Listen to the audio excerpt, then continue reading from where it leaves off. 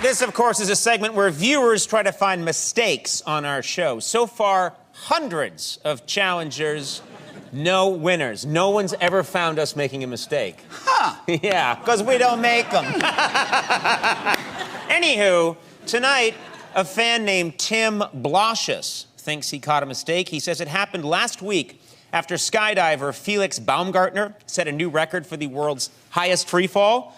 Well, we, in turn, on the show, set a record for the world's shortest free fall. That is where Tim says we screwed up. Hello, Conan. My name is Tim Blosius, and I'm a physicist that got his undergrad degree from the University of Michigan, and now I'm in a PhD program at Caltech. And I couldn't help but notice a physics error you made on last Tuesday's show when you claimed to have an assistant perform the world's shortest free fall.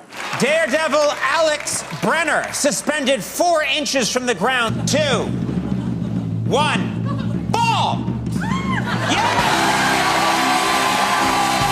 Truly awe-inspiring. Airborne for 6/1000th of a second. You claim that your assistant fell 4 inches in 6/1000ths of a second.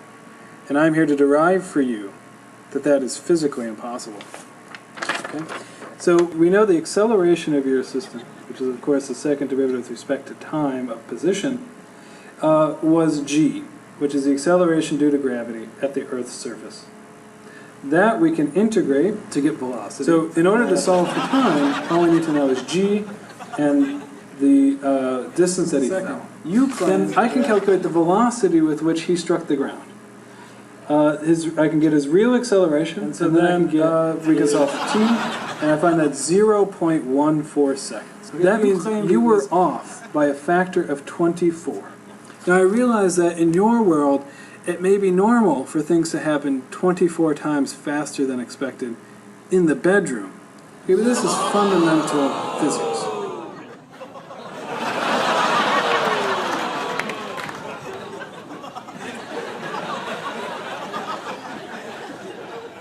Sorry, Tim, but you are so wrong, it's sad. And I'm going to prove it right now. I took the liberty of reproducing your calculations precisely. Now, we all know that acceleration is the second derivative of position with respect to time. D squared x divided by dt squared, which makes the first derivative of velocity, duh. D times v divided by d times t. But then, Tim, you state that g equals the acceleration due to gravity at the Earth's surface. As if the air resistance at every point on the Earth's surface is uniform? For God's sake, man, do your homework. By failing to take into account the drag forces created by the specific pressure that exists here in Warner Brothers Soundstage 15, you not only embarrass yourself, you embarrass the entire Caltech community.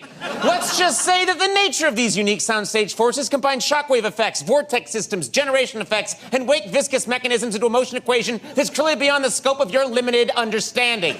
Now, so to clarify, you're saying d squared g times the square root of x. No, Andy, we've been over this! I'm talking d squared, t squared, g squared, v times the cube root of x divided by y to the nth power times the sine of the cosine of the tangent of z. Oh my God, you're right! Yes! Well, I'm sorry, Tim, but you blew it. Even the basset hound on the wall behind you is laughing.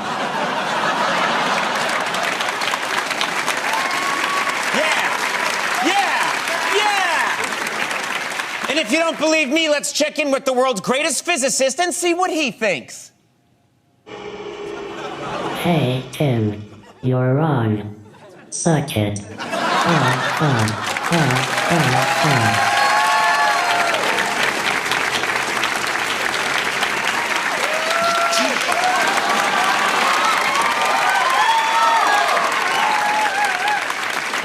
So the challenge still stands. If you think you've spotted an error on our show, report it at teamcoco.com/haha, I found an error. We will sort it out right here on the air. Let's see if you got what it takes to make chump meat out of the maestro.